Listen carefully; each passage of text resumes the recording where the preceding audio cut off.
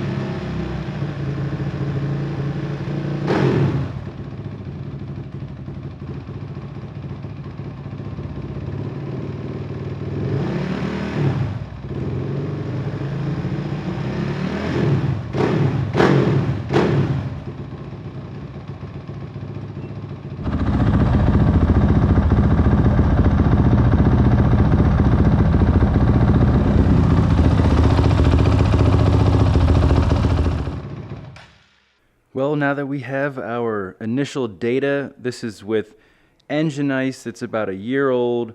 We've got the Tusk radiator hoses on there, and that's the only mods I've done for the cooling system so far. Now we're gonna get this bike stripped down a little bit, take some stuff off, drain the coolant, and we're gonna be installing that supercooler, which is just a lot easier to do.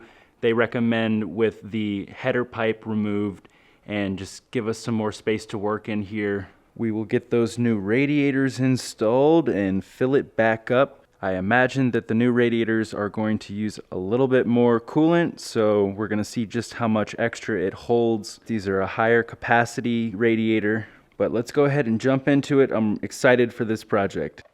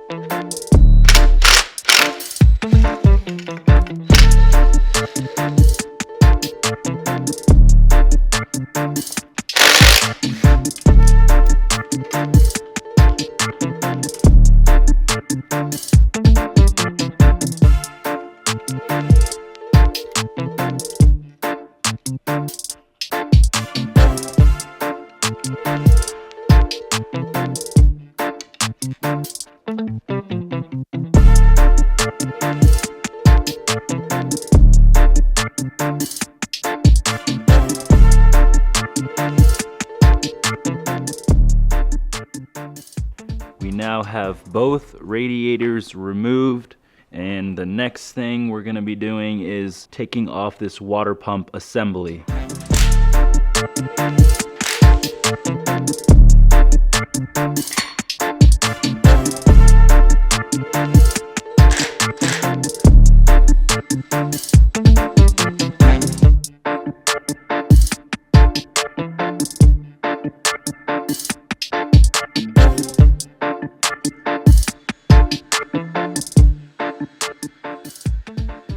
Well, 2 months later, here we are. We have the bike in the house because I didn't want to keep it outside since I don't have a enclosed storage outside. But anyways, I had to wait because I got greedy and I wanted to remove these dowel pins that go right in here. I was able to remove this one, no problem. And then when it came to this other one, as you can see, it's got quite a bit of corrosion in there. And so what my dumbass did was try to remove it when I didn't have to. If it ain't broke, don't fix it. And it ended up being really stuck in there, and I had to actually just crush it and pull it out. So I completely ruined that tiny little part, which is very crucial to have a good seal here for your water pump.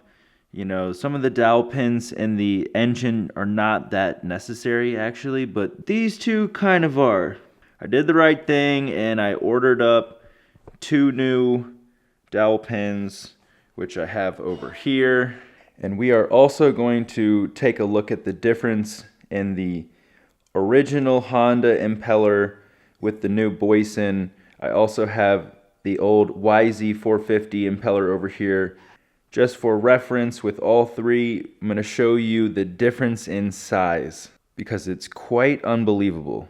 So here are the 2 new dowel pins, and I got new crush washers while I was at it just to make everything go together perfectly. Alright, now this is going to be fun. Here's the part number for this water pump assembly from Boyesen. Comes with instructions. I've already read through it, obviously, because that's how I do things. So they do a really good job of telling you what to do and telling you what to keep and not throw away. They should tell you don't be an idiot like me and keep the dowel pins in, but now you guys know. And let's take this little beauty out. Oh yeah. So right here, look at this beefcake. We have the new Impeller. I'm just gonna set this right here for now. Damn! And we got a crispy water pump. Oh yeah. I believe this is powder coated. Boyesen makes incredible products. So now let's go ahead and take a look at the water pumps side by side. Looking at the water pump housings, this is the original CRF and this is the new Boyesen. It's really not that much different. You can see it has a little bit more of a textured finish, which is kind of surprising, but I'm sure it's for a reason. And the other cool thing is this water pump assembly is just a 1-piece part, and this is like a 2-piece that can be split up or whatever. It also looks like these joints here are a lot beefier and widened, so you're going to get more flow through there as well. But the major upgrade with this system is the impeller. So I ended up getting one of these impellers for the YZ450, and it was just a huge upgrade. I mean, look at this, and look at the size of this. So this is a side-by-side shot of the original Honda Impeller and the new Boyesen. It is way, way bigger. And one of the key differences also is the design of these fins. So if you see, this shape is different from this. So I'll explain a couple points of what Boyesen's trying to do here, and then I'll sum it up in basic terms what's going on. So the combination of the fin design and the larger size of the impeller.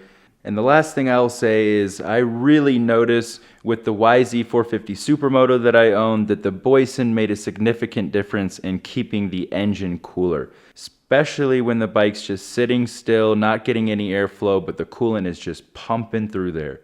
But you guys don't have to trust me. I'm gonna test this thing. We're gonna install this water pump assembly, and then I'm gonna do the same temperature testing that I did on the bike. And we're gonna find out if it really does keep the bike running cooler. So you would take this old crush washer and put that on before putting the new impeller, but I have a new one, so we're gonna go ahead and do that. And one last thing to help you out, this impeller does thread on the normal orientation, so it's gonna go on clockwise, and to remove it, you do remove it like that. I say that because sometimes these water pumps can have a reverse thread.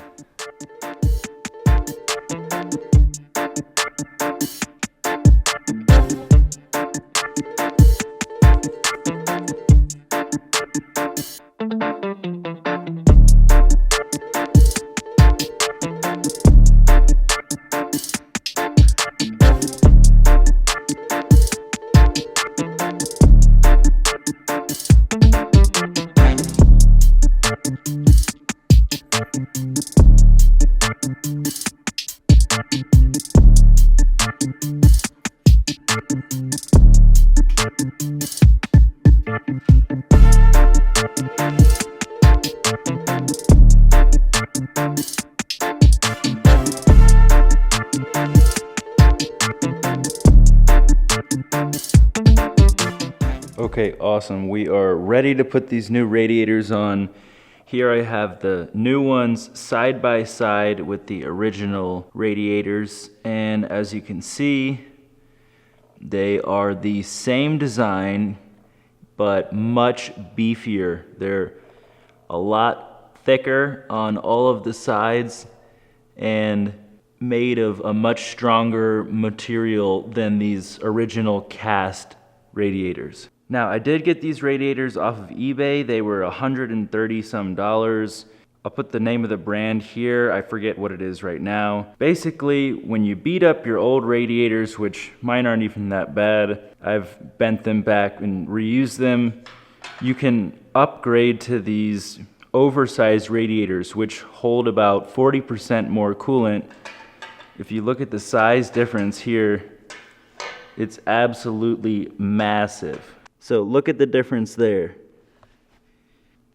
On the other side, now these radiators also claim that they have more flow through the vanes, which do look a little bit larger right now, but overall they're just much stronger. I mean, you don't even really need braces with these. If you crash on them, they're probably gonna be okay. And again, you can bend them back if you have to. And when it comes to the details and the welds, they look really good. I'm impressed with them.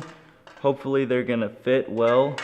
They did not come with these little rubber blocks that the stock ones do to protect the frame, so I'm gonna try to glue it in the same spot on the new ones. But I was really impressed they got all of these holes correct because this Honda has some squares where the cables plug into. So I think these are gonna work out awesome. Let's go ahead and throw them on. And the last thing I forgot to say is that the only downside with these radiators I've ever found is they don't fit exactly the same as OEM. So hopefully these fit. They are a much better design and they're gonna work a lot better.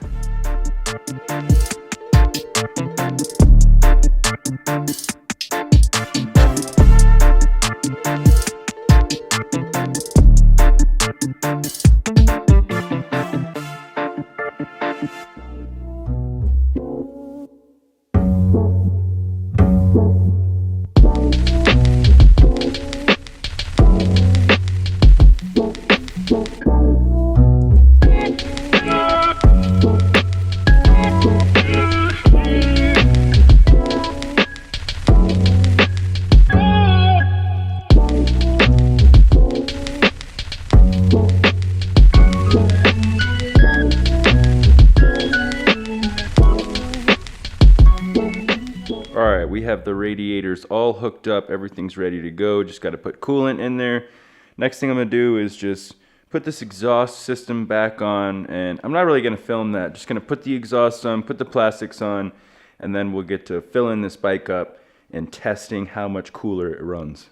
Exhaust pipe is back on, all set up, ready to go. One little thing I forgot to point out, which is pretty cool, is that these new radiators have built-in threads on the lower mount right here for the plastics. So the old ones come with these clips that pop on that are threaded, but these new radiators have them built in. So that's pretty nice. Next up, plastics. Also, this is looking promising, but I only have the right side radiator brace because the left one got destroyed in a crash. But this right brace is looking like it's actually going to line up with this new radiator. So again, that's super awesome. I wasn't thinking that these radiator braces would fit on the new radiators, but everything looks like it's gonna bolt up. Just ignore my plastics. I spilled gasoline all over them. It looks like shit, but damn, boy, this thing fit like a glove. We are braced up, man. These radiators are working out. They will fit Works Connection radiator braces. We have a complete bike once again, all back together. One more thing we gotta do now, just put the covers over these new radiators. Kind of ashamed to be covering them up since they're so beautiful, but gotta protect them. Okay, I got the covers to fit on. They definitely gave me a little bit of a fight.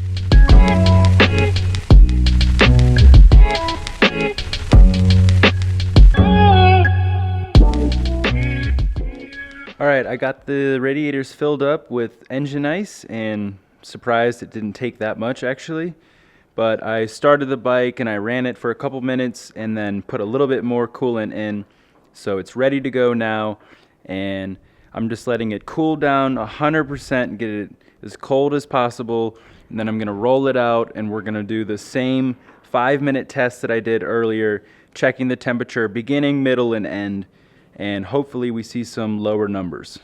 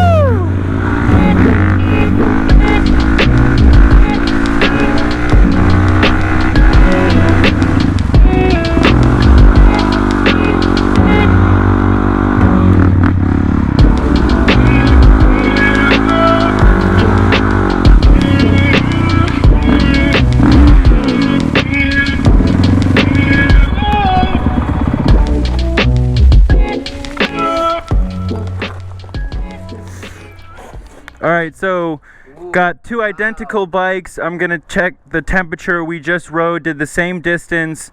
So let's see if it stayed any cooler. I'm gonna go from this side. Okay, it's reading 115, 120, about 115, 120.